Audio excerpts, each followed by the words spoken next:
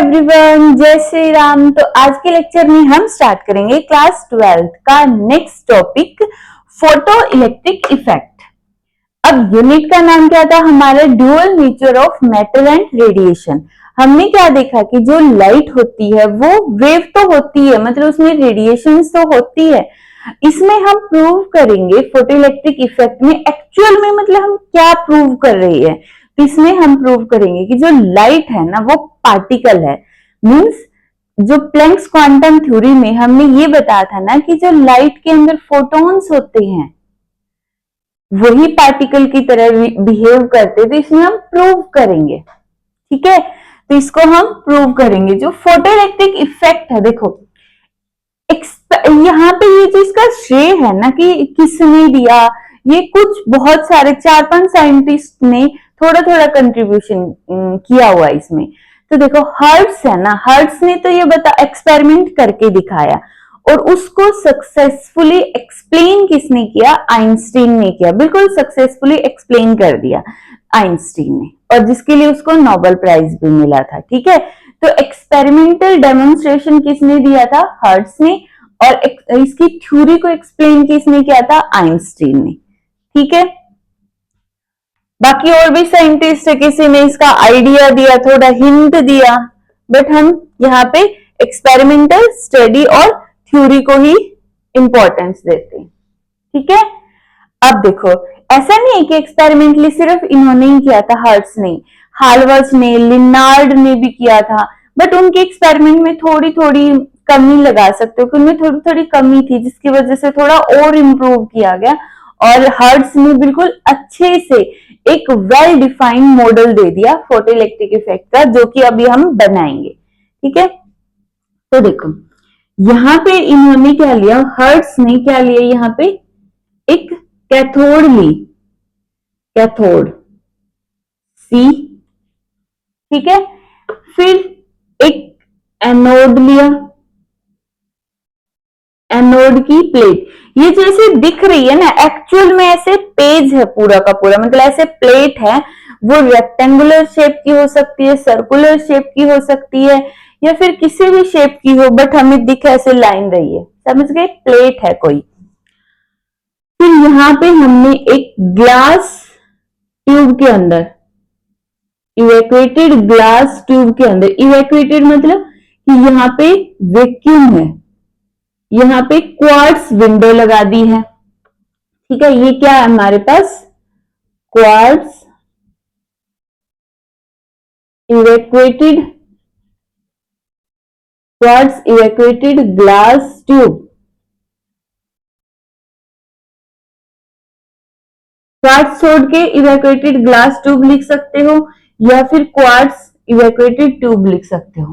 ठीक है, इसमें देखो थ्योरी बहुत ज्यादा है, ध्यान से सुनो मेरी बात, इसमें ना थ्योरी बहुत ज्यादा है, तो तुम्हें साथ के साथ जो मैं बोल रही हूँ वो इतना लिखने की जरूरत नहीं है। मैं यहाँ पे नोट्स लगा दूंगी, जो कॉपी के अंदर से फोटो लगा दूंगी, वहां से लिख लेना देख के। अभी के लिए इसको समझ लो अच्छे से, तुम्हारा फोकस समझने पे होना चाहिए। फिर भी अगर नोट डाउन करना कर सकते हो। ठीक है, देखो ये क्या होगी, क्वार्ट्ज विंडो हो गई, क्वार्ट्ज विंडो। देखो क्वार्ट्ज, इसको तुम इवैक्यूएटेड ग्लास ट्यूब भी बोल दो, क्वार्ट्ज विंडो यहाँ लगा दो, वैसे लिख सकते हो, लिख लिया तो कोई गलत नहीं है, गलत नहीं है। ये क्वार्ट्ज जो विंडो है ये क्या करती है कि ऊपर से सोर्स से जो लाइट आ रही है, सोर्स से जो लाइट आएगी उसमें से एक पर्टिकुलर वेवलेंथ को सेपरेट कर देगी। मतलब जो लाइट आएगी उसमें तो बहुत सारी वेवलेंथ होगी लाइट की, कोई भी कितनी सारी वेवलेंथ होती है, उस लाइट को ये मोनोक्रोमेटिक बना देती है, सिर्फ एक वेवलेंथ का बना देती है। कौन, क्वार्ट्ज विंडो। तो क्वार्ट्ज विंडो का काम है एक वेवलेंथ की लाइट को इसके ऊपर फॉल करवाना। C for cathode, C for cathode, और ये किसकी तरह काम करेगा, एमीटर की तरह। और ए फॉर एनोड, और ये किसकी तरह काम करेगा, कलेक्टर। मैंने इसलिए होलो छोड़ दिया क्योंकि कलेक्ट करके भर जाएगा, और ये सॉलिड है मतलब इसमें से इलेक्ट्रॉन्स बाहर निकलेंगे। ठीक है, अब यहां तक क्लियर हो गया। अब इनको कनेक्ट कर दो वायरसली। एक हमने यहाँ पे माइक्रो एमीटर लगा दिया। ये क्या है? Micro ammeter. माइक्रो एमीटर का काम क्या होगा? एमीटर का काम क्या होता है? करंट को मेजर करना है। तो ये यहाँ पे जितना करंट बनेगा, जिसको हम बोलेंगे फोटो इलेक्ट्रिक करंट, उसको मेजर करेगा। किसको मेजर करेगा? फोटो इलेक्ट्रिक करंट को। माइक्रो ही क्यों लगाया, सिंपल एमीटर क्यों नहीं लगाया? क्योंकि यहाँ पे जो करंट बनेगा ना वो बहुत ज्यादा स्मॉल होगा, तो इसलिए हमने माइक्रो एमीटर लगा दिया। फिर यहाँ पे की लगा दो। ये देखो, यहाँ पे हम डायरेक्ट की लगा देते हैं ना, अगर ऐसे ऐसे की लगा, बैटरी लगा दी अगर ऐसे, या फिर की भी लगा दो कि अगर ऐसे की लगा दी कि उसको ऑन ऑफ करने के लिए। बट यहाँ पे हमें एनोड के पोटेंशियल को भी चेंज करना पड़ेगा, और पोटेंशियल को चेंज करना है, इसीलिए हम यहाँ पे डायरेक्ट की या बैटरी नहीं लगा रहे। ठीक है, तो इसलिए हम यहाँ पे डायरेक्ट की या फिर बैटरी नहीं लगाएंगे। हो गया। अब इसको हल्का सा बेंड दे दो।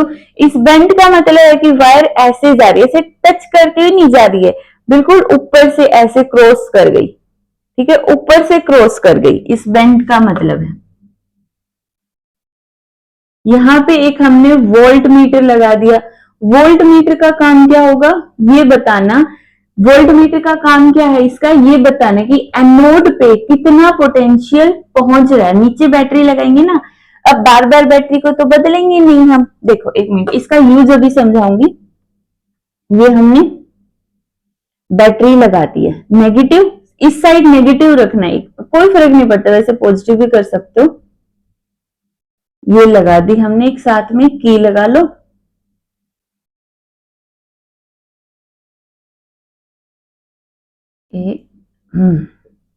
यहाँ पे हमने, ये रियोस्टेट बन गया। ठीक है, ये क्या हो गया? रियोस्टेट बन गया, और ये हमारे पास बैटरी हो गई।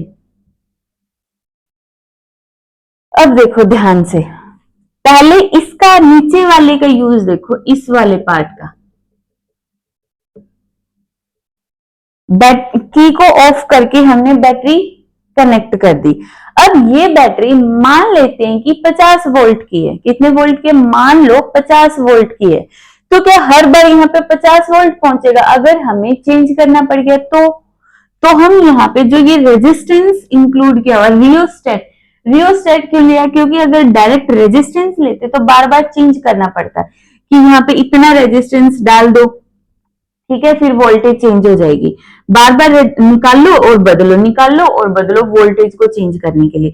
रियोस्टेट में क्या होता है? देखो रियोस्टेट एक्चुअल में कुछ ऐसा होता है कि उसके ऊपर एक मूवर लगा हुआ था, मूव करता रहता है, जिसकी हेल्प से हम यहाँ पे, जैसे यहाँ पे ये कैप का ये होगा ऊपर वाला, ये इस तरीके से लगा हुआ, इसको हम ऐसे मूव कर सकते हैं।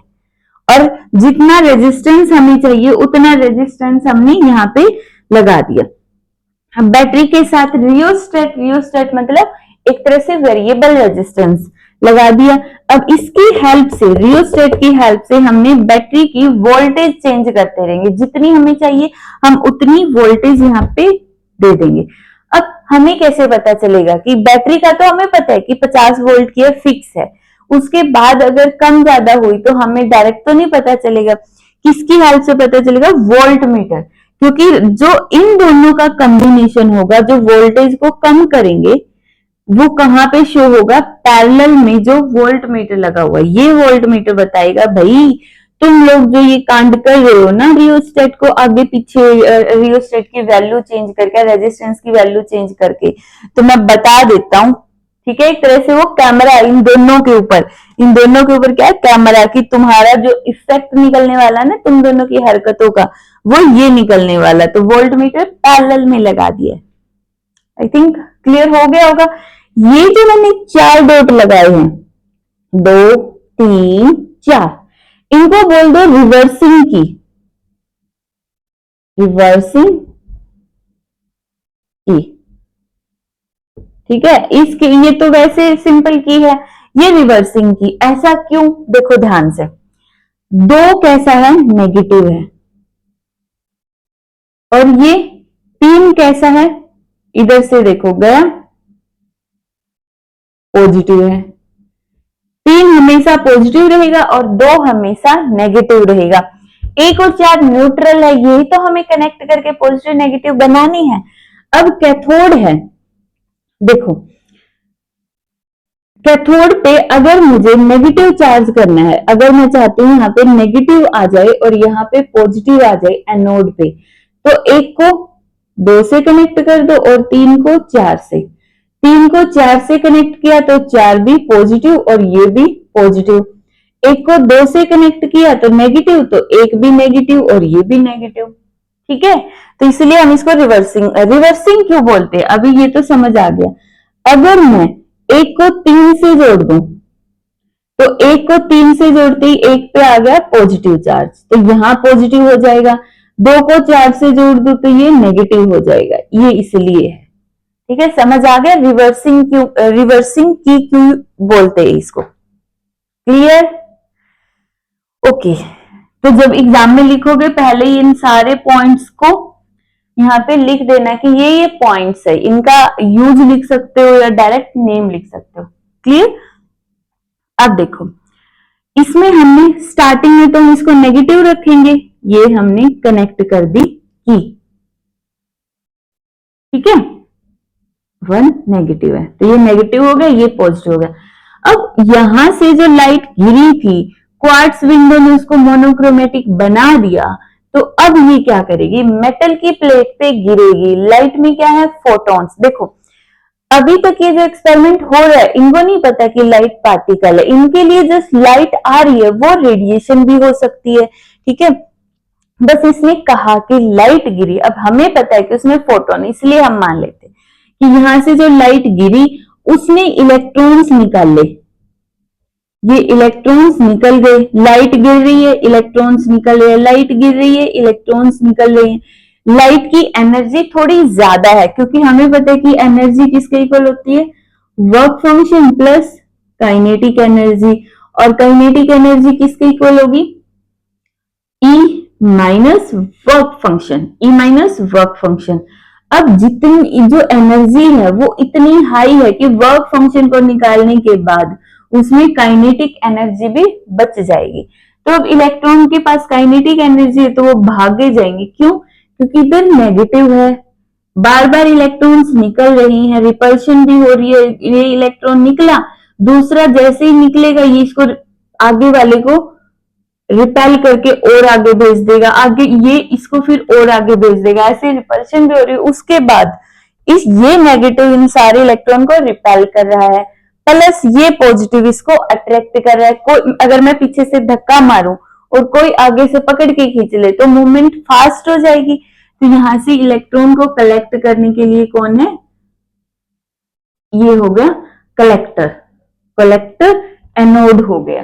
ठीक है, इलेक्ट्रॉन को कलेक्ट कर रहा है ये फिनोमेना, समझ आया। अब यहां से कलेक्ट करके वायर के अंदर से जाएगा तो एमीटर की नीडल डिफ्लेक्ट हो जाएगी, तभी तो पता चलेगा ना। ये कौन सा हमें दिख रहा है कि लाइट गिर रही है, वो तो हम देख सकते, इलेक्ट्रॉन्स निकल रहे ऐसा नहीं देख सकते, हम इलेक्ट्रॉन्स को देख नहीं सकते।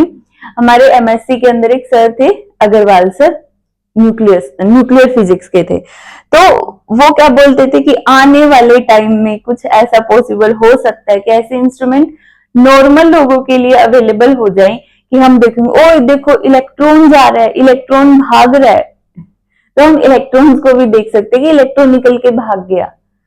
ठीक है, वो बोलते थे ऐसा मे भी पॉसिबल हो जाए किसी दिन, अभी तो नहीं है, तो अभी तो हम नहीं देख सकते, एक क्या इतने सारे इलेक्ट्रॉन निकल रहे फिर भी हम नहीं देख रहे हैं यहाँ पे।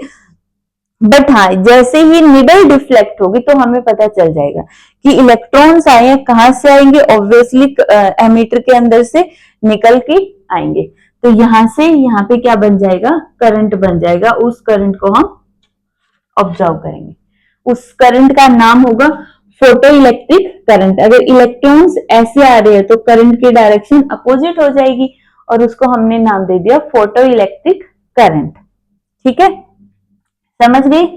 देखो इधर से क्या आ रहे हैं इलेक्ट्रॉन, मैं थोड़ा फिर भी लिख देती हूँ, इलेक्ट्रॉन नीचे की तरफ आ रहे हैं तो करंट बनेगा ऊपर की तरफ, इलेक्ट्रॉन से अपोजिट डायरेक्शन में करंट होता है ना हमारा कन्वेंशनल करंट, और इस करंट का नाम होगा photo electric current.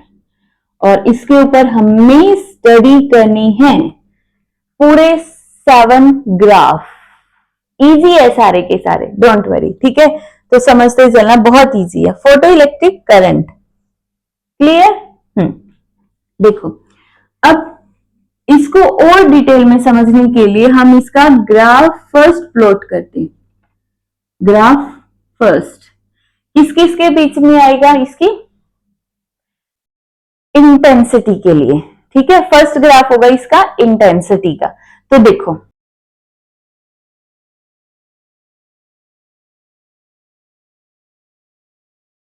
effect of intensity on photoelectric current या photoelectric current। PEC मतलब फोटो, इलेक्ट्रिक और करंट, सिंपल, ठीक है। शॉर्ट फॉर्म यूज करते बार बार लिखने से। तो अब देखो, अगर तुमने प्रीवियस लेक्चर जो हमारा 4th लेक्चर था वो सुना हुआ है फिर तो इजी लगेगा, ठीक है। उसमें मैंने बताया था ना कि इंटेंसिटी और फ्रीक्वेंसी की इंपॉर्टेंस क्या है। एक बार मैं दोबारा बता देती हूँ। जो इंटेंसिटी है, जिसको पता है स्किप कर सकते हैं या फिर 2x पे सुन लो। इंटेंसिटी का मतलब number of photons falling per unit area per unit time. और जितने नंबर ऑफ फोटॉन्स इंक्रीज हो गए, ये इंक्रीज का सिंबल है, इंक्रीज होंगे उतने एमिटेड इलेक्ट्रॉन्स भी इंक्रीज होने वाले हैं, ठीक है। उतने एमिटेड इलेक्ट्रॉन्स इंक्रीज होंगे तो फोटो इलेक्ट्रिक करंट भी इंक्रीज होगा। समझ आई बात? कि इंटेंसिटी का एक ही इफेक्ट होता है, वो है नंबर ऑफ फोटोन को इंक्रीज करना, नंबर ऑफ इलेक्ट्रॉन्स को इंक्रीज करना और ultimately photo electric current increase करना, ठीक है। क्लियर? इंटेंसिटी को चाहे कितना भी कर लो, उसकी काइनेटिक एनर्जी पे कोई फर्क नहीं पड़ेगा, ये पॉइंट इंपॉर्टेंट है। और अगर हम फ्रीक्वेंसी को इंक्रीज करेंगे तो उसकी हेल्प से काइनेटिक एनर्जी इंक्रीज होगी। नंबर ऑफ इलेक्ट्रॉन सेम रहेगा। अगर ये दोनों बातें क्लियर हैं, अगर थोड़ा डिटेल में समझना तो प्रीवियस लेक्चर देख सकते हो। ये दोनों बातें क्लियर है तो ही हम इसको समझ सकते हैं, वरना फिर कंफ्यूजन हो जाएगा और कुछ समझ नहीं आएगा। ओके, रब कर दूं? तो चलो भाई देखते हैं। बहुत सारी थ्योरी, आज बहुत ही ज्यादा थ्योरी है। देखो, effect of intensity on photo electric current, ये हो गया हमारा फोटो इलेक्ट्रिक करंट आई, और ये हो गई हमारी इंटेंसिटी। देखो, शुरू में इंटेंसिटी 0, मतलब कोई रेडिएशन फॉल ही नहीं हो रही तो करंट भी 0 है। फिर हम इंटेंसिटी को थोड़ा बढ़ा देते, इतनी इंटेंसिटी कर देते तो उसके विद रिस्पेक्ट टू करंट भी इतना हो जाएगा। मतलब आइडियल केस लगा लो, बिल्कुल आइडियल केस। एक्चुअल में तो होता क्या है कि अगर 100 फोटोन फॉल हो रहे हैं तो वो एक इलेक्ट्रॉन को निकाल दे, ये भी बहुत बड़ी बात है। ऐसा बोलते हैं कि 10⁻⁶ फोटोन अगर फॉल होंगे तब जाके एक इलेक्ट्रॉन निकलता है। बाकियों को कुछ इलेक्ट्रॉन्स एब्जॉर्ब कर लेते, क्योंकि जैसे लाइट फॉल हुई क्या वो सारी सरफेस पे जाएगी? मैंने बहुत बार अपने लेक्चर्स में, पिछले लेक्चर्स में बताया कि स्पेस खाली होता है। ये मार्कर दिखता सॉलिड है, ठीक है, इसमें बहुत सारा स्पेस खाली है। क्यों? क्योंकि न्यूक्लियस ही तो है बस, बाकी इलेक्ट्रॉन तो रिवॉल्व कर रहे हैं। तो स्पेस से होता हुआ मे बी वो फोटॉन्स बिल्कुल अंदर वाले, न्यूक्लियस के नजदीक वाले इलेक्ट्रॉन्स तक जाए। एक तो उनका वर्क फंक्शन को निकालने में एनर्जी ज्यादा जाएगी, दूसरा वो बाहर तक आते आते कोलिजन में, तो कोलिजन करेंगे, वो एनर्जी कोलिजन में वेस्ट हो जाएगी। इसलिए हम बोलते हैं कि 10⁻⁶ फोटोन से एक इलेक्ट्रॉन निकलता है। ऐसा नहीं है कि जितने फोटोन उतने इलेक्ट्रॉन, बट हम समझने के लिए आइडियली मान लेते हैं कि जितने फोटोन गिरे, अगर 100 फोटोन गिरे तो उससे 100 इलेक्ट्रॉन्स निकल जाएंगे, ठीक है। हम आइडियली मान लेते हैं बस, ठीक है, एक्चुअल में नहीं है, बस समझने के लिए, तो थोड़ा सा इजिली समझ आ जाएगा ये टॉपिक। तो मान लो यहाँ पे जैसे 50 फोटोन गिरे, तो उन 50 फोटॉन्स की वजह से कितने इलेक्ट्रॉन्स निकलेंगे? 50 इलेक्ट्रॉन निकलेंगे, और उन 50 इलेक्ट्रॉन की वजह से करंट होगा इतना। इसी तरह के फिर 100 फोटोन की वजह से जो इलेक्ट्रॉन निकलेंगे, 100 इलेक्ट्रॉन, उनकी वजह से करंट इतना। इसी तरह से आगे बढ़ता जाएगा और ये एक स्ट्रेट लाइन बन जाएगी, बिल्कुल स्ट्रेट लाइन। ठीक है, तो इंटेंसिटी और फोटो इलेक्ट्रिक करंट में क्या रिलेशन होता है कि इंटेंसिटी बढ़ेगी तो फोटो इलेक्ट्रिक करंट बढ़ेगा। तो photo electric current is directly proportional to intensity.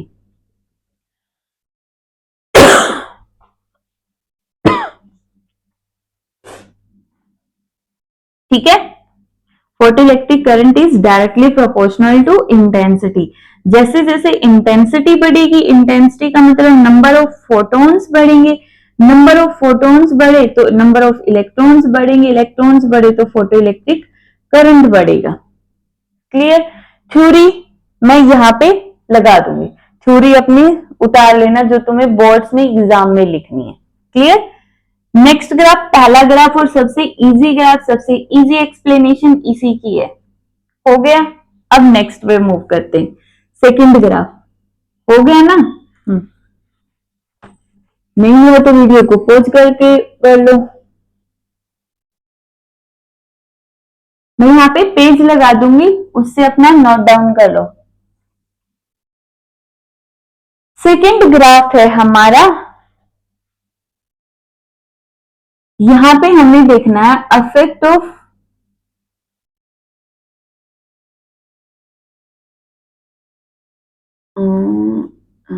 Intensity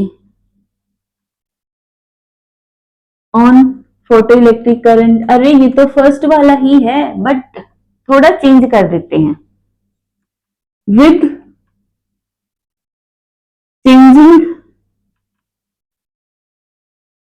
changing potential of, इसका पोटेंशियल एनोड का, with changing potential of anode, anode के पोटेंशियल को भी हम चेंज करना शुरू कर देंगे इस ग्राफ से।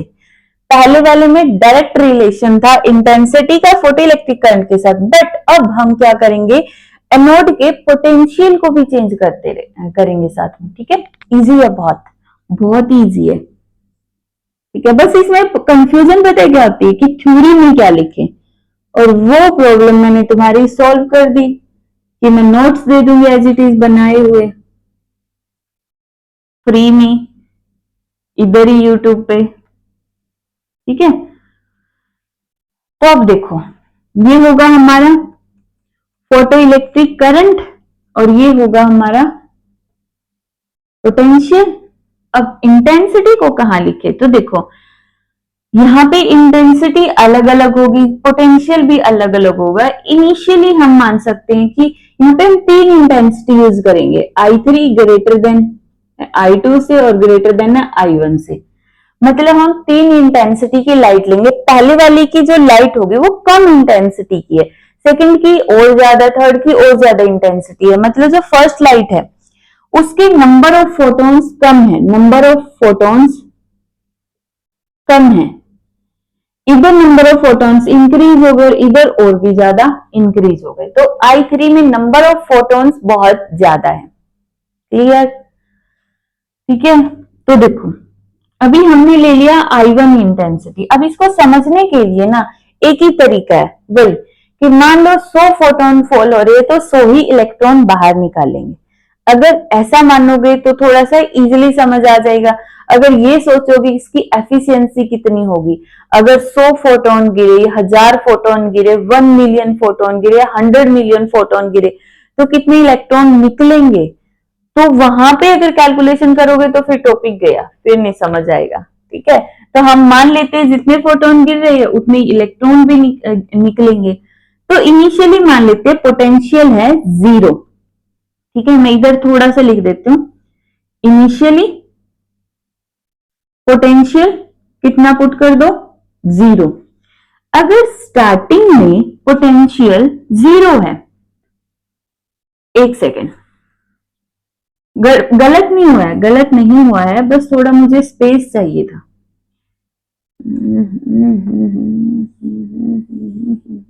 ऐसे तो इनिशियली जब टाइम 0 से स्टार्ट किया है हमने, तो बिल्कुल स्टार्ट किया ही है, अभी 0 कुछ सेकेंड ही हुए, तो उस टाइम पे पोटेंशियल लगा लो, potential of A is 0। 0 potential का मतलब हमने की को डिस्कनेक्ट किया हुआ, की कनेक्ट ही नहीं की हुई है, बैटरी लगाई नहीं हुई है, ठीक है, सॉरी, हाँ यहाँ पे की कनेक्ट नहीं की है, तो इसका मतलब यहाँ पे कोई बैटरी नहीं लगी हुई है। अपनी सिंपल की लगा के क्लोज कर दो। अगर की ओपन छोड़ दी फिर तो करंट ही फ्लो नहीं करेगा, तो की को तो क्लोज करना पड़ेगा, बस सिंपल की लगा दो, बैटरी को इंक्लूड मत करो सर्किट के अंदर, ठीक है। तो अगर हमारा पोटेंशियल, हमारा नहीं, एनोड का पोटेंशियल 0 है, अगर एनोड का पोटेंशियल, ये जो पोटेंशियल है किसका, पोटेंशियल ऑफ एनोड, ध्यान रखना कैथोड की बात नहीं कर रहे हम, हमारे लिए पोटेंशियल इंपॉर्टेंट है ए का, ए हमारा वीआईपी बंदा है, इसी के ऊपर हम अपनी सारी नजर रखेंगे, और इसको हमने ब्लैकआउट कर दिया, ठीक है, ए। अब देखो अगर 0 पोटेंशियल है तो ऊपर से जो रेडिएशन फॉल हो रही है, इसको ध्यान से समझना कि अगर 100 फोटोन फॉल हो रहे, उसकी हेल्प से 100 इलेक्ट्रॉन निकले, 100 फोटोन से 100 इलेक्ट्रॉन निकले, ठीक है, उन 100 इलेक्ट्रॉन्स में से सारे के सारों की एनर्जी तो इतनी हाई नहीं होगी कि वो एनोड तक पहुंच जाए, क्यों, क्योंकि यहाँ पे तो कोई पॉजिटिव है नहीं, तो उनको कोई अट्रैक्ट करने वाला तो है नहीं। अब जैसे जैसे इलेक्ट्रॉन्स निकलते जाएंगे, इस एमीटर की प्लेट पे, कैथोड पे भी तो पॉजिटिव पोटेंशियल आएगा, साथ में इसका पोटेंशियल भी तो डिक्रीज हो रहा होगा, जो इलेक्ट्रॉन को रोकेगा। दूसरा पॉइंट, जो इलेक्ट्रॉन नीचे से निकल रहे होंगे, बीच के किसी सरफेस से निकल रहे होंगे, उनकी काइनेटिक एनर्जी तो वैसे ही कम है, तो जो इलेक्ट्रॉन्स निकलेंगे कुछ की काइनेटिक एनर्जी तो बहुत ही हाई होगी, इंक्रीज होगी, मतलब बहुत ही हाई होगी, वेरी वेरी हाई। कुछ की काइनेटिक एनर्जी हाई होगी, बस थोड़ी बहुत ज्यादा होगी, और कुछ की काइनेटिक एनर्जी बहुत ही ज्यादा लो होगी, ठीक है। और कुछ की काइनेटिक एनर्जी बिल्कुल ही लेजी है, जैसे हम सुबह के बिस्तर पे पड़े रहते, तो ये भी निकला और कलेक्टर के पास ही पड़ा रहा, बिल्कुल, तो एनर्जी उसकी लगभग लगभग अप्रोक्स 0 ही है। तो ऐसा नहीं कि सारे इलेक्ट्रॉन्स जो निकल रहे हैं सबकी काइनेटिक एनर्जी इक्वल है, नहीं, काइनेटिक एनर्जी डिपेंड करेगी कि कहां से इलेक्ट्रॉन बाहर निकल रहे हैं, ठीक है, किस पे डिपेंड करेगी, इलेक्ट्रॉन कहां से निकल रहे, वो हमें नहीं पता कहां से निकल रहे, हमें तो बस करंट दिखेगा यहाँ पे, बट हम मान लेते हैं कि जितने इलेक्ट्रॉन्स निकले कुछ की बहुत ज्यादा होगी, कुछ की हाई होगी, और कुछ की कम होगी, और कुछ की लगभग 0 ही होगी। तो यही कॉन्सेप्ट से हम एक्सप्लेन करेंगे इधर से, ठीक है। अब जब पोटेंशियल 0 है, जो जिसकी एनर्जी 0 है, एनोड तक जाएगा ही नहीं, लो है एनोड तक जाएगा ही नहीं, हाई है मे बी वो भी एनोड तक ना पहुंचे, तो बचे कौन से, बहुत हाई एनर्जी है, कुछ इलेक्ट्रॉन की जो एनर्जी अगर बहुत ज्यादा हाई है, तो उस केस में क्या होगा, वो इलेक्ट्रॉन एनोड तक पहुंच जाएंगे और उनकी वजह से करंट बनेगा इतना, ये हो गया, ये जो करंट बना ना, फोटो इलेक्ट्रिक करंट, इतना करंट, ये उन इलेक्ट्रॉन्स का है जिनकी काइनेटिक एनर्जी बहुत बहुत बहुत बहुत ज्यादा है, ठीक है। फिर हमने पोटेंशियल को थोड़ा इंक्रीज कर दिया, हमने इतना पोटेंशियल दे दिया, ये कौन सा पोटेंशियल है, पॉजिटिव पोटेंशियल, पॉजिटिव देंगे ना, जब हम ये रिवर्सिंग की इंक्लूड कर देंगे, तो एनोड पे जो पोटेंशियल आएगा पॉजिटिव आ जाएगा, वो पॉजिटिव पोटेंशियल क्या करेगा, देखो वेरी वेरी हाई इलेक्ट्रॉन तो अपनी मर्जी से ही चले जाते हैं, ठीक है। दूसरा जो हाई है, अब क्या होगा, थोड़ा सा भी पोटेंशियल अगर उनको मिल गया ना, तो ये हाई काइनेटिक एनर्जी वाले इलेक्ट्रॉन भी एनोड के पास पहुंच सकते हैं। जैसे क्या होता है, इसको मैं थोड़ा सा वैसे बता देती हूँ कि क्लास के अंदर अगर बहुत सुपर डुपर इंटेलिजेंट बच्चे हैं, उनको टीचर की इतनी ज्यादा वो नहीं होती, बस उनको अगर कोई सिलेबस भी पकड़ा दे, एक अच्छे से सॉल्व किए हुए नोट्स भी दे दे, तो वो कर सकते हैं। अगर वो बहुत जीनियस टाइप के इंटेलिजेंट है, तो ये जीनियस है, एक है ठीक है भाई इंटेलिजेंट है, बट थोड़ी हेल्प की जरूरत चाहिए, थोड़ी सी, जैसे क्लास का टॉपर होता है, ठीक है, थोड़ी सी हेल्प से काम चल जाएगा। तो ये वो वाले टॉपर है। लो मतलब जो मीडियम से बच्चे हैं, जिनको टीचर को समझाने के लिए अच्छा खासा एफर्ट करना पड़ता है, बट ठीक है हो जाएगा। तो वो भी बच्चे कर लेते हैं अपने एग्जाम क्रैक। फिर है जीरो, जो मतलब कितना ही कुछ कर लो तो उनसे होगा ही नहीं, उन कितनी ही अटेम्प्ट दे लो तो वो नहीं हो रहे हैं। ठीक है, उसके लिए कोई अगर बहुत ही हाई फाई टीचर, खुद भगवान आके उनको समझाने लग जाए, या उनको इतनी अच्छी बुद्धि दे दे कि वो अच्छे से कैच कर पाए। ठीक है, खेल सारे बच्चे सारे इक्वल होते हो, खेल सारा मेमोरी का होता है, अंडरस्टैंडिंग का होता है।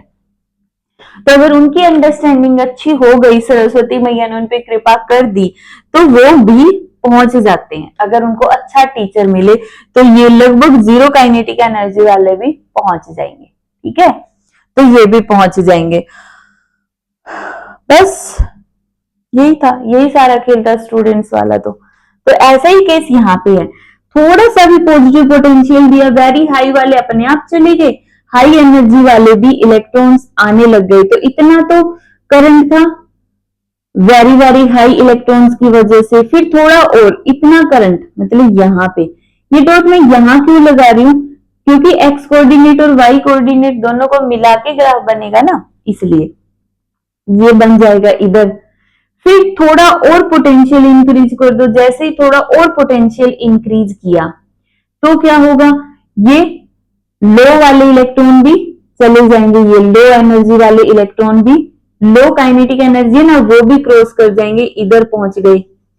फिर थोड़ा और पोटेंशियल इंक्रीज कर दो, इधर आ जाओ, थोड़ा और पोटेंशियल इंक्रीज किया तो जिनकी काइनेटिक एनर्जी लगभग जीरो, मतलब बिल्कुल सुस्त है, वो भी पहुंच जाएंगे। तो मैं इसको रब कर दूं, समझ जाना इसको कि हमने 4 फोल्डर बनाए हैं, वेरी वेरी हाई, हाई, लो, लगभग जीरो। ठीक है, अब पहुंच गया, जब सारे पहुंच गए, सिर्फ वो इलेक्ट्रॉन बचे हैं जिनकी एनर्जी बहुत ही कम है। अब इतने पोटेंशियल पे वो भी पहुंच गए। अब और ज्यादा पोटेंशियल बढ़ा दो, अब क्या होगा, क्लास में जीनियस बच्चों ने भी एग्जाम क्रैक कर दिया, फिर टॉपर्स ने, जो वेरी इंटेलिजेंट, उनने भी कर दिया, मीडियम ने भी कर दिया, जो बच्चे थोड़ा सा स्लो लर्नर है उन्होंने भी कर दिया। अब क्या रहेगा भाई, सबका हो तो गया एग्जाम, कुछ है ही नहीं, कोई स्टूडेंट बचा ही नहीं है। तो अब कितना ही हाई फाई टीचर ले आओ, रिजल्ट उतना ही रहेगा, उतनी, क्योंकि अगर क्लास में 100 स्टूडेंट है, 100 के 100 ने एग्जाम क्रैक कर दिया, तो यहाँ पे एक और टीचर लाने से कोई फर्क नहीं पड़ेगा, वो तो हो चुका है 100 के 100 का एग्जाम क्लियर। अगर पहला टीचर आया उसने 10 का करवाया, फिर 50 का करवाया, 70 का करवाया, चौथे टीचर ने 100 का करवा, पांचवा टीचर और ले आओ, छठा ले आओ, सातवां ले आओ, 10 टीचर ले आओ, 100 बच्चे तो सिर्फ 100 का ही होगा। तो यहाँ पे मतलब जितने इलेक्ट्रॉन निकले थे वो तो सारे ऑलरेडी पहुंच चुके। अब पोटेंशियल को तुम कितना ही बढ़ाते जाओ, पोटेंशियल को बढ़ाते जाओ, करंट नहीं बढ़ेगा। ठीक है, और हमारा ये जो ग्राफ बन गया कुछ ऐसा बनेगा। ठीक है, समझ आया, ये डॉट लगाना इतना जरूरी नहीं है समझने के लिए, बस एक तरह से ये आ जाएगा हमारे पास सैचुरेशन करंट। ये जो करंट देख रहे हो ना कि इसके बाद चेंज नहीं हो रहा, तो सैचुरेशन करंट होता है। इसके बाद या फिर इसके बाद जहां से भी तुमने बनाया है उसको हम बोलते हैं सैचुरेशन करंट। इसको मैं थोड़ा सा ठीक कर देती हूँ, क्योंकि इधर से हुआ ना, तो इसको हम थोड़ा ऐसे बना देते हैं, क्योंकि इसके बाद हुआ 3 तक तो हमारे चेंज हो रहा है, 4th के बाद ये सैचुरेट हो गया है, तो इसको बोलते हैं सैचुरेशन करंट। और ये किसके लिए है, I1 इंटेंसिटी के लिए। I1 इंटेंसिटी में कितने फोटॉन्स है, 100 फोटॉन्स है, हो गया। अब देखो, अगर हम सेम प्रोसेस करें I2 के लिए, I2 में मान लो 200 फोटॉन्स है, 200 फोटॉन्स में वही कुछ की kinetic energy very very very high होगी। अगर पहले वाले में ये वेरी हाई एनर्जी 10 फोटोन की थी, तो इसमें कितने की होगी, 20 फोटोन की होगी। फिर काइनेटिक एनर्जी वेरी हाई होगी, वेरी हाई कितने की होगी, 40 की हो गई मान लो। फिर काइनेटिक एनर्जी सिंपल हाई होगी, क्योंकि इसमें फोटोन ज्यादा है ना, तो वो कितने हो गए, मान लो 60 की होगी। फिर काइनेटिक एनर्जी बहुत ही ज्यादा, लगभग जीरो के इक्वल होगी, वो बच गए कितने, 80 लगा लो, जितने भी लगाने से कोई फर्क नहीं पड़ता, कहीं नंबर पे जाओ कि ऐसा कम क्यों ज्यादा क्यों, ये जस्ट वैसे कैलकुलेशन है समझने के लिए। अब अगर I2 का ग्राफ प्लॉट करना है इधर ही, ठीक है, इसका फिर नेगेटिव का दोनों का साथ में करवा दूंगी मैं। जब जीरो पोटेंशियल है, पहले वाले में तो सिर्फ 10 फोटोन गए थे, इसमें कितने आएंगे, क्योंकि जीरो पोटेंशियल मतलब टीचर है ही नहीं, तो सिर्फ जीनियस क्रैक कर पाएंगे। जीनियस कितने, very very high kinetic energy के, जो सिर्फ 20 है, तो इतना, ठीक है। फिर थोड़ा पोटेंशियल दिया तो वेरी हाई वाले भी चले जाएंगे, मतलब इतना। फिर थोड़ा और पोटेंशियल इंक्रीज कर दिया तो हाई काइनेटिक एनर्जी वाले भी चले जाएंगे, मतलब इतना। फिर थोड़ा और पोटेंशियल इंक्रीज कर दिया तो इस तरीके से अपना सैचुरेशन आ जाएगा। एक पोटेंशियल ऐसा आएगा जिसके बाद चाहे कितना भी पोटेंशियल इंक्रीज कर लो कोई फर्क नहीं पड़ेगा। तो ये ग्राफ हो गया ऐसे और सैचुरेट हो जाएगा बिल्कुल स्ट्रेट लाइन। ये ग्राफ होगा I2 के लिए। इसी तरह I3 के लिए भी बन जाएगा, ठीक है। I3 के लिए बनाना हो तो सेम ऐसे ही बना दो। क्लियर हो गया? ठीक है। ये I3 के लिए मैंने समझाया नहीं, चाहिए इसको तुम I2 तक ही एक्सप्लेन कर लो, 2 तक ही बनाना, बना दो, कोई गड़बड़ नहीं होगी, बना दो बेशक से। अब देखो इसका नेगेटिव में, नेगेटिव के लिए हम क्या करेंगे, की को रिवर्स कर दो। अब ये देखो यहाँ पे जो पोटेंशियल है ना वो नेगेटिव है, ठीक है, नेगेटिव पोटेंशियल है, तो एक को 3 से जोड़ दो और 2 को 4 से, ऐसा किया तो ये पोटेंशियल पॉजिटिव और ये हो गया नेगेटिव। अब देखो इसको कितना अच्छा, मतलब कितनी अच्छी एक्सप्लेनेशन होगी। पॉजिटिव हो गए, इलेक्ट्रॉन निकल रहे, अरे वो खुद ही पॉजिटिव है तो इलेक्ट्रॉन उसमें से निकलेंगे ही क्यों, जाएंगे ही क्यों। इलेक्ट्रॉन को क्या चाहिए, पॉजिटिव चाहिए, पॉजिटिव चाहिए ना, तो वो इलेक्ट्रॉन क्यों जाएंगे एनोड के पास जब उनको पॉजिटिव इधर मिल रहा है। एनोड तो खुद ही नेगेटिव है, इलेक्ट्रॉन को धक्का और मारेगा। अगर तुम्हारी बहुत अच्छी सी लाइफ है, अच्छा घर है, बहुत हाई फाई घर है, तो क्या तुम कहीं दूसरे के घर में जाओगे जो ठीक ठीक दिखता है और वो तुम्हें घुसने भी नहीं देगा, क्या उसके लिए तुम अपना घर छोड़ सकते हो? नहीं छोड़ोगे, बेवकूफी होगा वो इंसान। तो जिसके पास खुद ही जिसको वो चाहिए वो है, तो वो किसी और के पास क्यों जाएगा। इलेक्ट्रॉन को क्या चाहिए, पॉजिटिव, वो एनोड के पास है नेगेटिव, तो ये इसको दे ही नहीं सकता पॉजिटिव, तो इलेक्ट्रॉन जाएगा ही नहीं। क्यों जाएगा, जो हाईली बेवकूफ होगा, मतलब जिसकी काइनेटिक एनर्जी बहुत ही ज्यादा हाई एनर्जी है काइनेटिक, कि इधर पॉजिटिव इसको खींच रहा है कि इलेक्ट्रॉन नहीं जाना है, ये इसको एनोड इसको रिपेल कर रहा है, भाई मत आ मत आ मत आ, मेरे पास मत आ, ठीक है। ये इसको रिपेल कर रहा है, कैथोड खींच रहा है, एनोड रिपेल कर रहा है, दोनों जगह अपोजिंग फोर्स है, बट फिर भी ये इतना नकटा है कि एनोड तक पहुंच जाता है और इसकी वजह से थोड़ा सा करंट होगा इतना, ठीक है। फिर नेगेटिव पोटेंशियल को और बढ़ा दो, थोड़ा और पावर इंक्रीज कर दो यहाँ पे। अब वो इलेक्ट्रॉन को चाहे कितनी हाई एनर्जी का इलेक्ट्रॉन हो पकड़ लेगा, क्यों पकड़ लिया, एक तो ऊपर से ये एनोड इसको रिपेल कर रहा है, दोनों केस हो गए ना, तो अब कितनी भी हाई एनर्जी के इलेक्ट्रॉन नहीं जा पाएंगे। तो यहां से एक तरह से जो करंट बन गया वो जीरो बन गया। ये करंट कितना हो गया, जीरो, और इसको हम बोलते हैं stopping potential, V naught. V naught क्या है, स्टॉपिंग पोटेंशियल, स्टॉपिंग पोटेंशियल या फिर cut off potential, cut off potential, stopping potential या फिर कट ऑफ पोटेंशियल। ये वो पोटेंशियल है, it is defined as minimum amount, ध्यान रखना मिनिमम है ये, इसके बाद तो नेगेटिव कितना भी दे दो करंट जीरो हो ही गया ना, तो मिनिमम थ्रेशोल्ड पोटेंशियल कितना, स्टॉपिंग पोटेंशियल, ये हो गया V naught, minimum potential at which current, photoelectric current becomes zero. Theory सारी मैंने लगा दी है, अपना उतार लेना, ठीक है। फोटोइलेक्ट्रिक करंट बन जाएगा जीरो। अब यहां पे देखो जो इंटेंसिटी ज्यादा है, ज्यादा इंटेंसिटी के लिए वही थोड़ा अगर नेगेटिव पोटेंशियल होगा तो कुछ इलेक्ट्रॉन ऐसे आएंगे जिनके अंदर, जिसकी वजह से करंट फिर भी रहेगा, बट इतनी ही नेगेटिव पोटेंशियल पे इसका भी करंट जीरो हो जाएगा। और यही तुम्हें समझना है कि इतने ही पोटेंशियल पे क्यों, नोट डाउन कर लिया, इसको इसको मैं रब कर देती हूँ। जो V नॉट है वो I1 के लिए is equal to V naught for I2 के लिए। यही तो मैंने बताया था अभी कि अगर हम इंटेंसिटी इंक्रीज कर रहे हैं तो इंटेंसिटी के इंक्रीज करने से सिर्फ number of emitted electron increase होंगे, उनकी काइनेटिक एनर्जी सेम रहेगी। तो I1 की इंटेंसिटी की जो काइनेटिक एनर्जी है उतनी ही काइनेटिक एनर्जी I2 वाले इलेक्ट्रॉन्स की भी है। तो एक तरह से इन दोनों इंटेंसिटीज ने, एक ने 100 इलेक्ट्रॉन निकाल लेते और एक ने 200 निकाल लेते, तो दोनों की काइनेटिक एनर्जी सेम है। ठीक है, काइनेटिक एनर्जी क्या रहेगी? सेम। सिर्फ उस काइनेटिक एनर्जी वाले इलेक्ट्रॉन्स की संख्या ज्यादा होगी, नंबर ज्यादा होगा। ठीक है, तो काइनेटिक एनर्जी अगर सेम है तो उसको रोकने के लिए जो हमें पोटेंशियल चाहिए वो भी क्या होगा? सेम।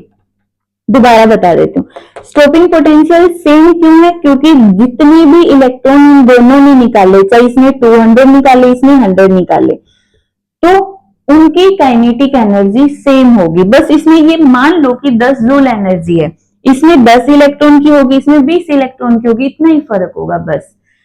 ठीक है, बट हाईएस्ट काइनेटिक एनर्जी दोनों में सेम है। क्लियर?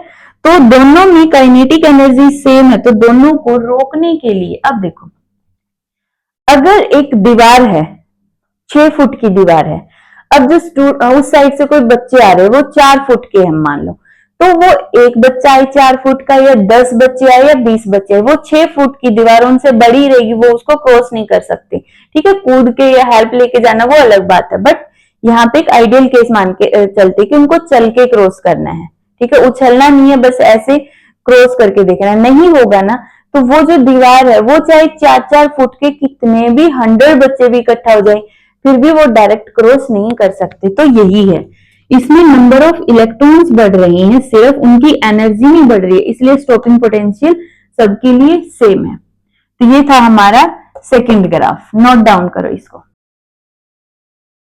ठीक है,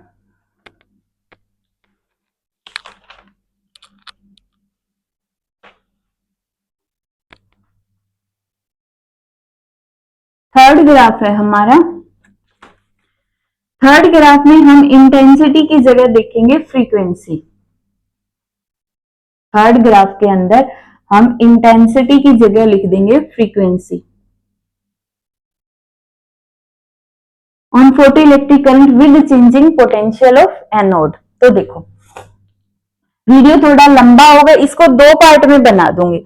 ग्राफ एक पार्ट में हो जाएंगे और इसके न्यूमेरिकल्स होंगे, जो अच्छे अच्छे न्यूमेरिकल्स आईआईटी में आए हुए वो सेकंड पार्ट में डाल दूंगी, तो अपना देख लेना। फिर चेंजिंग पोटेंशियल ऑफ एनोड, तो इसमें बनाओ वही, ये फोटो इलेक्ट्रिक करंट हो गया, ये पोटेंशियल ऑफ एनोड हो गया, ये नेगेटिव पोटेंशियल है और ये पॉजिटिव पोटेंशियल है इस तरफ।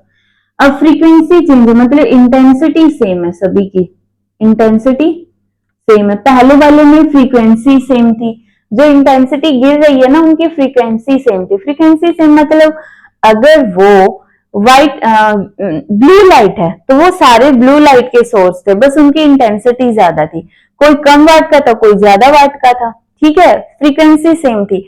फ्रीक्वेंसी सेम मतलब उनका कलर सेम था कि वो ब्लू ही थी या फिर वो एक्सरे ही थी या फिर वो यूवी रेज ही थी, बस उनकी इंटेंसिटी बढ़ रही थी। अब इसमें इंटेंसिटी को सेम कर दो, फ्रीक्वेंसी बदल दी, एक हम यूवी ले सकते हैं, हम एक्सरे ले सकते हैं, एक फिर गामा रे ले सकते हैं। ठीक है, मोस्टली जो फोटो इलेक्ट्रिक इफेक्ट है इन्हीं 3 से पॉसिबल है। विजिबल लाइट से हो सकता है अल्कली मेटल्स में, क्यों? क्योंकि उनसे इलेक्ट्रॉन इजिली निकल जाते हैं। ठीक है, वरना तो UV rays, gamma rays, X ray से फोटो इलेक्ट्रिक इफेक्ट पॉसिबल होता है। अब देखो इंटेंसिटी सेम है तो फ्रीक्वेंसी अलग अलग ले लो। फ्रीक्वेंसी, एक की फ्रीक्वेंसी म्यू1 ले ली, एक की म्यू2। म्यू2 हाई फ्रीक्वेंसी, देखो म्यू2 फ्रीक्वेंसी हाई है तो इसकी काइनेटिक एनर्जी भी हाई होगी और इसकी काइनेटिक एनर्जी कम होगी इसके कंपैरिजन में। ठीक है, एक डिफरेंस। दूसरा, number of electrons, total number of electrons equal होंगे इसमें भी और इसमें भी। Total number of emitted electrons, total number of emitted electrons क्या होंगे, सेम होंगे। क्लियर। तो अब देखो न्यू वन फ्रीक्वेंसी के अंदर मान लेते हैं वो जो न्यू वन फ्रीक्वेंसी की लाइट फॉल हुई है वहां से भी 100 इलेक्ट्रॉन निकले। 100 इलेक्ट्रॉन में से वही 10 इलेक्ट्रॉन की एनर्जी बहुत ज्यादा हाई है, फिर 20 इलेक्ट्रॉन की एनर्जी हाई है, 40 इलेक्ट्रॉन की एनर्जी लो है बट है, और बाकी के जो बच गए 30 इलेक्ट्रॉन वो बिल्कुल लगभग जीरो के इक्वल है। तो अब देखो जब पोटेंशियल जीरो था, इतना नहीं बताऊंगी क्योंकि ये पीछे वाला ही है, इतना फोटोइलेक्ट्रिक करंट, अगर हमने पोटेंशियल इतना कर दिया तो इतना कर दिया तो इतना, तो एक तरह से फिर कांस्टेंट हो जाएगा।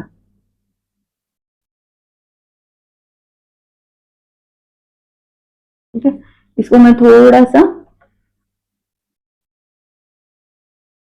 ऐसे बना देता हूं। सेम है ये फ्रीक्वेंसी न्यू वन के लिए, अभी तक कोई प्रॉब्लम नहीं है।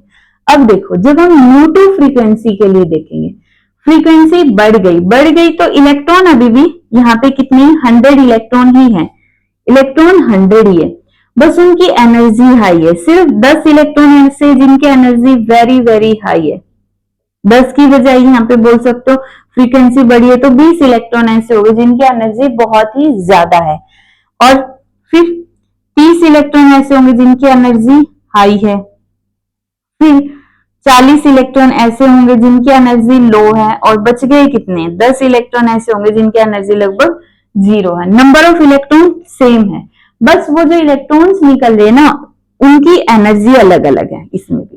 तो देखो जब जीरो पोटेंशियल था, जीरो पोटेंशियल पे क्या होगा, जो वेरी हाई एनर्जी वाले इलेक्ट्रॉन जाएंगे तो इधर से ग्राफ बन जाएगा वही पहले वाला, जैसे उसमें इंटेंसिटी वाला था ना ग्राफ, इसमें भी लगभग वही होगा, बट एक चेंज आएगा।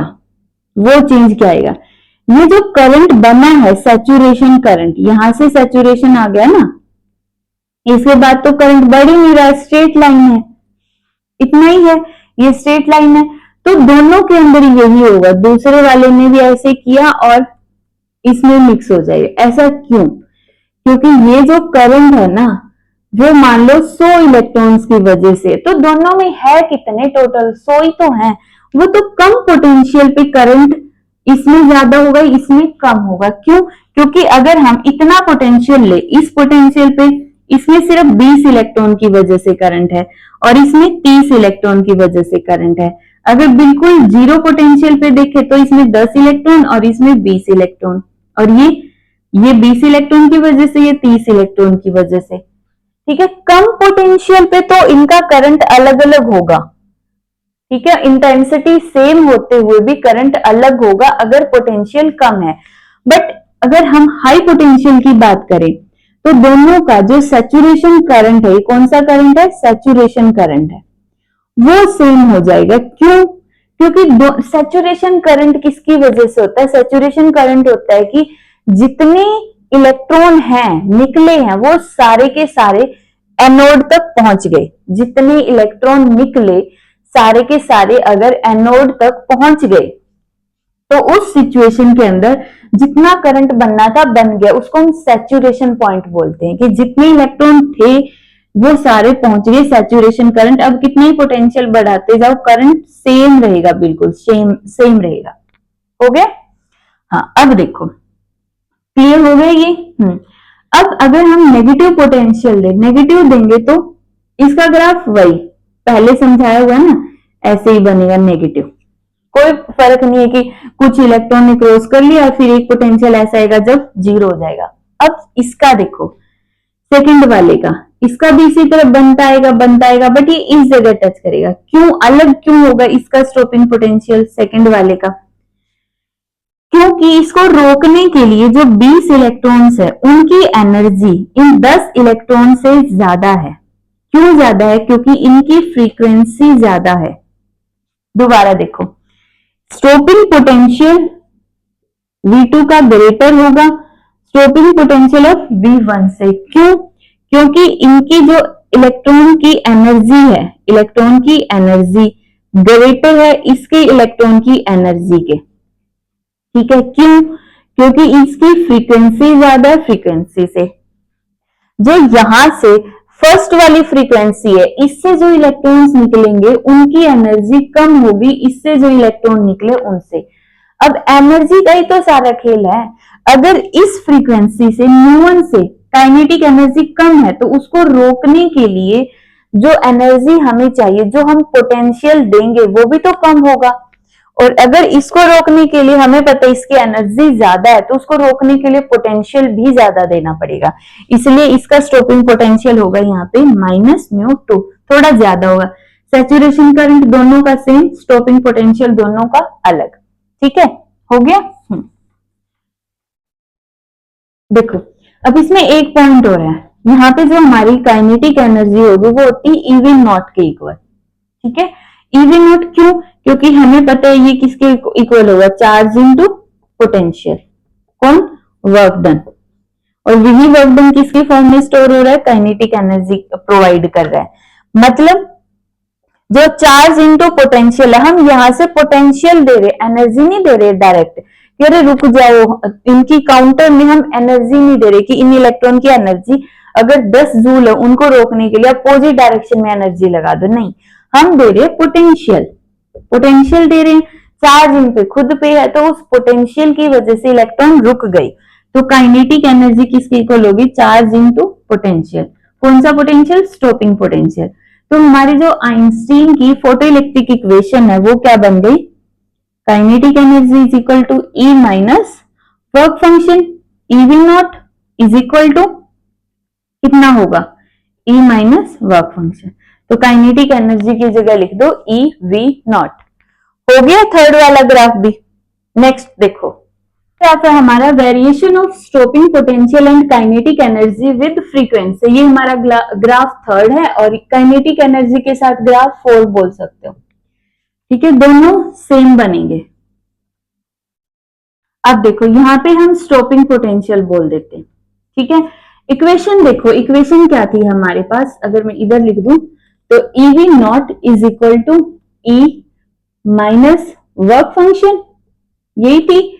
हमें सिर्फ V नॉट चाहिए क्योंकि हमें चाहिए स्टॉपिंग पोटेंशियल के साथ ग्राफ, तो V नॉट E। अगर लेक्चर लंबा हो गया है तो अपना उठ के ब्रेक दे दो। ठीक है, आराम से कर लेना, रिलैक्स हो गए। थोड़ा ज्यादा लंबा है थ्योरी और बहुत ही। तो अब देखो हमारे पास एक लाइन होती है स्ट्रेट लाइन, उसकी इक्वेशन क्या होती है, y is equal to mx plus c। इस एनर्जी की जगह मैं h नहीं लिख सकती हूँ, लिख सकते हैं ना। तो यहाँ पे हमें प्लॉट करना है variation of stopping potential with frequency. तो एक एक्सिस पे तो आएगा, एक्स एक्सिस पे फ्रीक्वेंसी और वाई एक्सिस पे आ गया हमारे पास स्टॉपिंग पोटेंशियल। तो देखो y और x क्या है, फ्रीक्वेंसी। तो m किसके इक्वल हो गया, कंपेयर कर दो, x फ्रीक्वेंसी होगी तो m हो गया h बाई ई। और यहां से ये m क्या है, स्लोप है। इंटरसेप्ट c क्या है, इंटरसेप्ट। इंटरसेप्ट किसके इक्वल होगा, minus phi naught by e, negative में। तो अब देखो ये ध्यान रखना, अभी हम इसका यूज करेंगे। फ्रीक्वेंसी और स्टॉपिंग पोटेंशियल का ग्राफ क्या होगा। सबसे पहले तो ऐसा नहीं है कि 0 फ्रीक्वेंसी पे ही इलेक्ट्रॉन निकलने लग जाते, कितनी मिनिमम फ्रीक्वेंसी चाहिए, मिनिमम फ्रीक्वेंसी थ्रेशोल्ड फ्रीक्वेंसी। ठीक है, अब थ्रेशोल्ड फ्रीक्वेंसी के बाद हमें पता है कि जो काइनेटिक एनर्जी है डायरेक्टली प्रोपोर्शनल टू फ्रीक्वेंसी, और saturation current directly proportional to intensity. यही है ना कि जितनी फ्रीक्वेंसी बढ़ेगी काइनेटिक एनर्जी बढ़ेगी, जितनी इंटेंसिटी बढ़ेगी सैचुरेशन करंट बढ़ेगा। बट अभी हमें सैचुरेशन करंट से कोई लेना देना भी है नहीं, तो फ्रीक्वेंसी बढ़ेगी तो काइनेटिक एनर्जी बढ़ेगी, तो ग्राफ आ गया इसके बाद स्ट्रेट लाइन। बट ये स्टार्ट ओरिजिन से नहीं होगा, सिर्फ यही पॉइंट है कि ये स्टार्ट ओरिजिन से नहीं होगा। ओके, अब इसको पीछे बढ़ा दो। देखो इसकी ये वाली क्या हो गई, स्लोप, जिसको हम बोलते हैं टेंजेंट थीटा, या फिर स्लोप किसके इक्वल होगा, h बाई ई। ठीक है, ये क्या होगा हमारे पास वाई एक्सिस पे इंटरसेप्ट, इंटरसेप्ट कितना minus phi naught by e, यही है, या फिर इसको बोल सकते हो minus h mu naught by e. ये ग्राफ है बस, अब आगे वाली इजी है, वो जो टफ थे ना वो आ चुके ऑलरेडी, तो ये इजी है ना बिल्कुल। अगर हम काइनेटिक एनर्जी का देखें, देखो पहले इसको नोट डाउन कर लो, हो गया। अगर काइनेटिक एनर्जी का देखें तो भी ग्राफ सेम ही आएगा, बस यहां पे काइनेटिक एनर्जी लिख दो और यहाँ पे फ्रीक्वेंसी, स्लोप अलग हो जाएगी। अब की बार स्लोप यहाँ पे कितनी रहेगी, देखो E V naught is equal to E minus phi naught, frequency है ना h nu, y is equal to m x plus c, m is equal to h, c is equal to minus phi naught, क्योंकि y axis पे kinetic energy है, E V not है, तो जो ये slope है m, जिसको हम टेंजेंट थीटा भी बोलते हैं, ये किसके इक्वल होगी, h के इक्वल, और जो ये y एक्सिस पे इंटरसेप्ट है, ये थ्रेशोल्ड फ्रीक्वेंसी, वो इंटरसेप्ट होगा माइनस फाई नॉट के इक्वल। सेम है ये दोनों ग्राफ, इसलिए मैंने इसको अलग से ग्राफ 4 का नाम नहीं दिया, ग्राफ है बाकी है, जो हमारे 7 ग्राफ होंगे उसमें से 4th ग्राफ ये वाला है, ठीक है। स्लोप पता चल गई हमें, ओके, कर लोगे अब इसको, कोई और कंफ्यूजन इसमें से। अब जैसे कई बार नहीं ग्राफ दे देगा एग्जाम में, ऐसे दे देगा कि ये कोई मेटल ए है, ये कोई मेटल बी है, इधर काइनेटिक एनर्जी होगी, इधर फ्रीक्वेंसी होगी, या फिर इधर स्टॉपिंग पोटेंशियल होगा, ठीक है।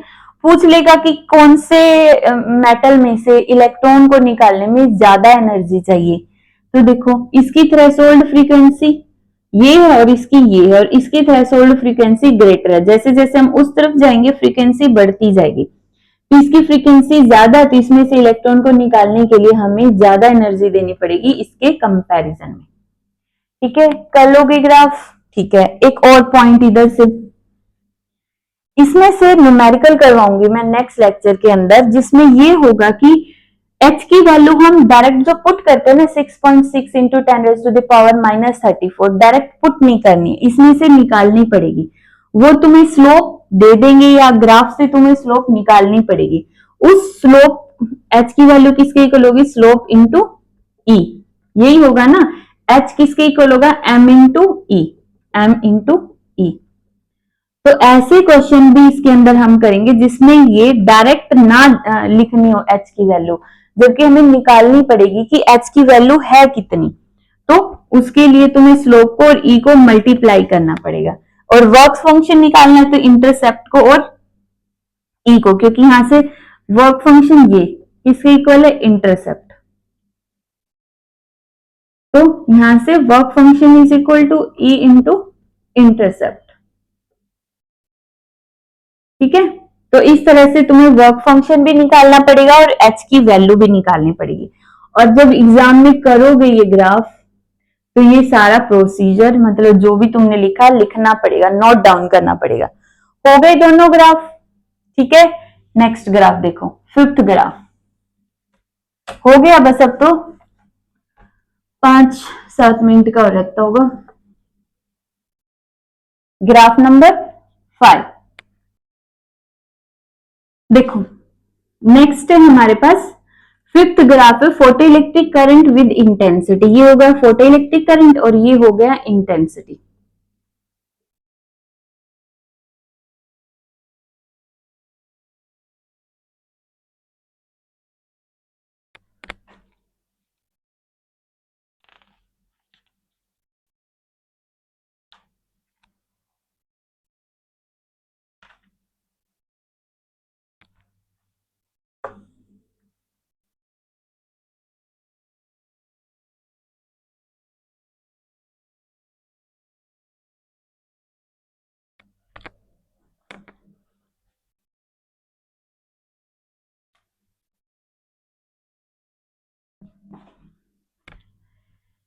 फिफ्थ ग्राफ है हमारा photo electric current with frequency, frequency के साथ। तो कैसे होगा, अब हमें पता है फ्रीक्वेंसी का ग्राफ हमेशा कहां से शुरू करोगे, फ्रीक्वेंसी के जीरो से नहीं, थ्रेशोल्ड फ्रीक्वेंसी से।